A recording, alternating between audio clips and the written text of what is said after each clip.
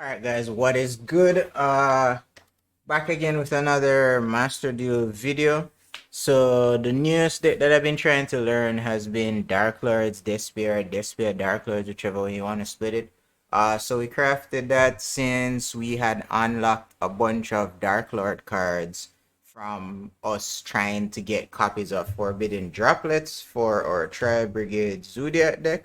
So I figured since we already have most of the Dark Lord cards, then we could give making that deck a shot. So I have like 3 replays here that I'm just gonna kind of go through real quick to show off the deck and what we've been kind of doing and learning with the deck so far.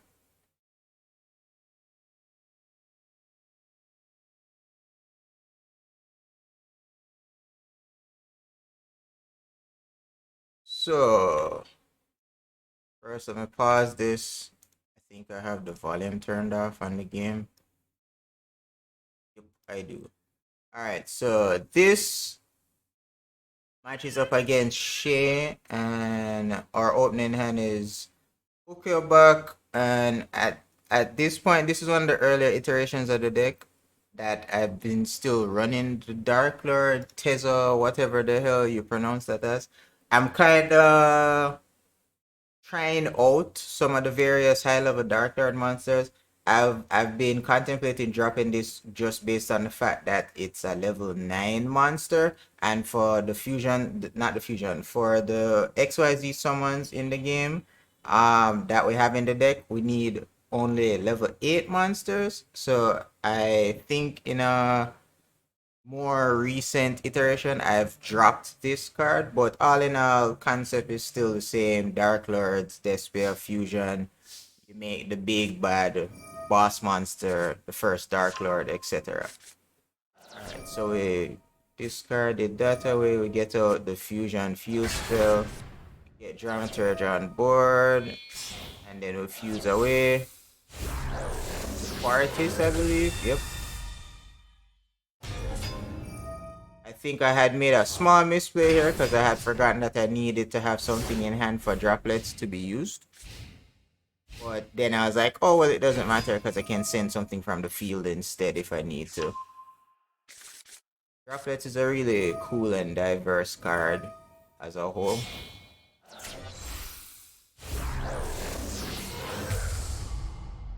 So I've never gone up against a DDD deck before, but he was gonna do some stuff here, so I was like, let me just droplet this, get rid of the field spell. And he did some effect. I don't even know what the hell that card did, but it got dropleted, so I think I had done that in the damage step so that he couldn't change the attack target.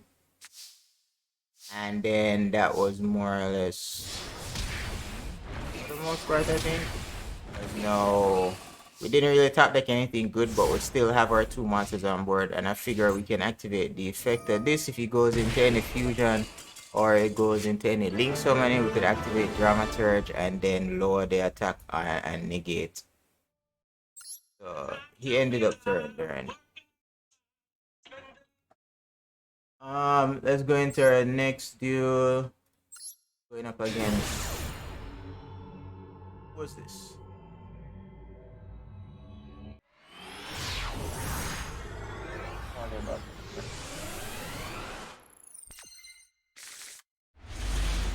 Okay, so opening hand, Despian Tragedy, Dark Lord Zerato. This is a level 8, so we're planning to keep this in the deck. Plus, it has multiple ways that we can summon it, as well as can destroy the monsters on our opponent's field. So I was keeping this around in the deck because the deck revolves a lot around putting things into the graveyard. And if we have 4 or more dark monsters with different names in the graveyard, then we can tribute someone discard by tributing 1 dark monster, and then we can also send 1 dark monster from our hand to the graveyard and destroy all the monsters on our opponent's field. So that's convenient. Morning Star obviously does the same thing. You fusion summon the first Dark Lord using it, and you can clear your opponent's field. So this is never coming out of the deck. But yeah. So I believe this was the winged dragon of a player that I went up against. I don't know why he ended turn one like this. I don't know if he thought I couldn't OTK him or something, but he's going to realize that was a big mistake. So with Allure of Darkness away the tragedy, get the effect off that, get a dramaturgy in hand, so that we can fusion someone using it and get it on the field. With Aluber to get the field fusion card.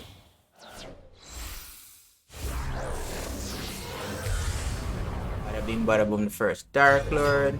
So we have 58 on board plus 3,000 from the dramaturge. It's basically GG.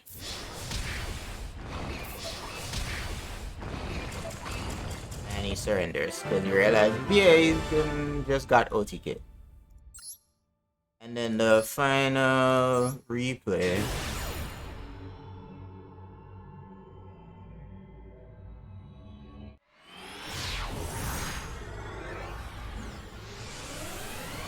This is the match that was really cool, and I learned something very interesting from this match as far as the first Dark Lord's effect. Alright, so opening hand we had Banishment, so obviously Banishment for the Superbia because we want to get that into the graveyard so that we can use the first Dark Lord's effect to bring it back from the graveyard, as well as using its effect to then bring back something else from the graveyard. That's typically the go-to play.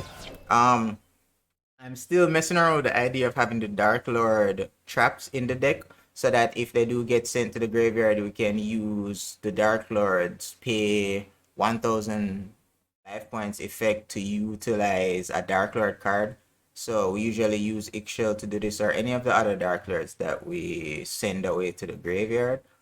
But I'm thinking maybe I need to drop these to get the deck count down or substitute them with other potential hand traps that we can run in the deck. I still don't know how I feel about running stuff like Maxi or Joyous Spring Blossoms in the deck yet, because I want to try and keep as much of the deck as possible to be Dark Fairies so I can always just fusion someone away into the first Dark Lord.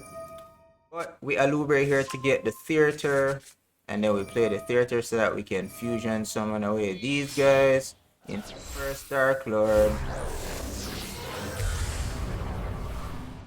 Then first Dark Lord, after Dramaturge comes back because it was using a fusion summon, activate first Dark Lord to bring back Superbia. Superbia activates to bring back Aluber. And then another we link someone away into IP Masquerena because I'm trying to set up the board here so that in case he goes into something on his side of the field, I can either IP Masquerena away whatever he targets, or I can, well, yeah, that was the main plan, was to use the Dark Lord enchantment that I have here where it says send one Dark Lord monster from your hand or face up to the field to the graveyard to take control of one face up monster your opponent controls. So my plan was to send away the Superbia using the Dark Lord enchantment to take whatever big bad monster he gets on his side of the field, and then I would activate IP Masquerena to then link someone away the IP Masquerena and whatever monster that I took from him to get even a better board on my side and deal with whatever big threat he puts out on his side. That was the plan. That was my big brain 200 IQ play. I just want you to bear in mind that I had this planned out beforehand. I had the forethought and I was like, yes, this is what we're going to do. I'm just waiting for him to go into some big bad boss type monster on his side of the field or something. I'm holding, not activating the trap card as yet.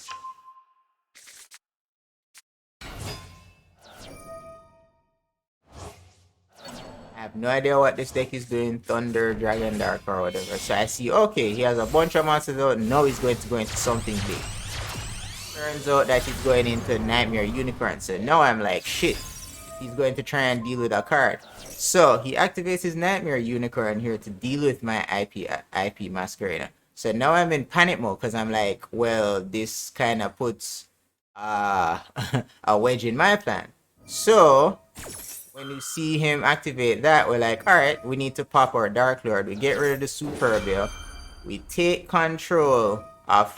We decide to take control of his Nightmare Unicorn. But at the same time, we also activate the first Dark Lord to... In my mind, I was thinking about using the Darklords effect to bring back the Superbia from the graveyard so that I could then use it to bring back something else using Superbia's effect. This was kind of a mistake because Superbia has a very tight window for its timing where it gets to bring back something from the graveyard. So this was me in panic mode, but somehow this still kind of worked out in a very interesting way. So we're on chain step 4, going into chain step 5. I activate the IP Masquerena because I'm like, well, if his Nightmare Unicorn's targeting that, I need to get rid of it so that he can't get any benefit from his Nightmare Unicorn. So, okay, 5 chains, resolve. IP Masquerena away both of those guys. So now my Dark Lord is in the graveyard. He already paid the 1000 life points cost. So apparently, because of that, even though I IP Masquerade away my Dark Lord, I still get the effect of the Dark Lord, so he can re-summon himself to the field. What the actual fuck? So I'm like, okay, that was a very happy coincidence. Still get control of his Nightmare Unicorn. His Nightmare Unicorn effect doesn't get to target anything because the IP Masquerade has gone. And then he just scoops because he's like, well, shit. What do I do now? And that was GG. I just thought that last match particularly was really cool. That whole sequence there was kind of cool. So with that being said, here is the deck.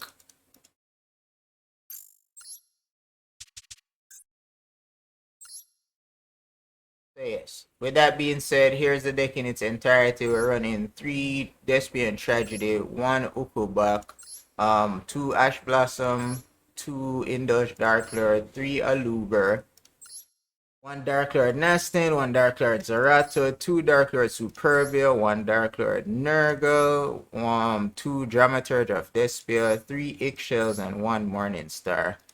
We got Harpy's Feather Duster, Monster Reborn, Foolish Burial, Allure of Darkness, Banishment of the Dark Lord, 2 Banishment, 2 Contact, Dark Lord Contact, 2 Despia Theaters, 2 Super Polish, 2 Call by the Grave, 2 Branded Opening, 1 of each Dark Lord Rebellion, Dark Lord Enchantment, and the Sanctified Dark Lord. 3 Dark Lord traps that we can utilize the standard Dark Lord quick effect of paying 1000 life points to target a spell or trap in the graveyard to apply its effect.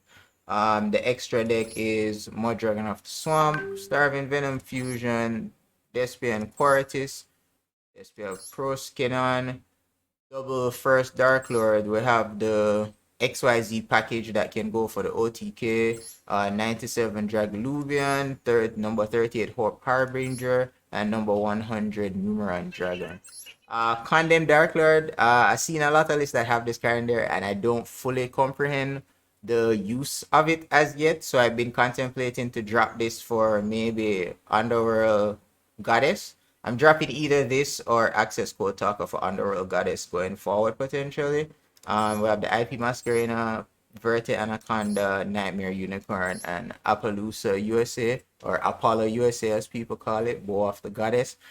This list is probably going to change now that the new Prideful Ruler or whatever, the new pack that has Destiny Hero Dragon Enforcer in it is now out, as well as a couple other Despia cards have been released. So I'm probably going to revamp this, but currently this is the Despia Darklords deck that I've been running with. So with that being said, your friendly neighborhood gamer, GimmeDaWin, signing off for now, telling you as always, until next time, keep on gaming.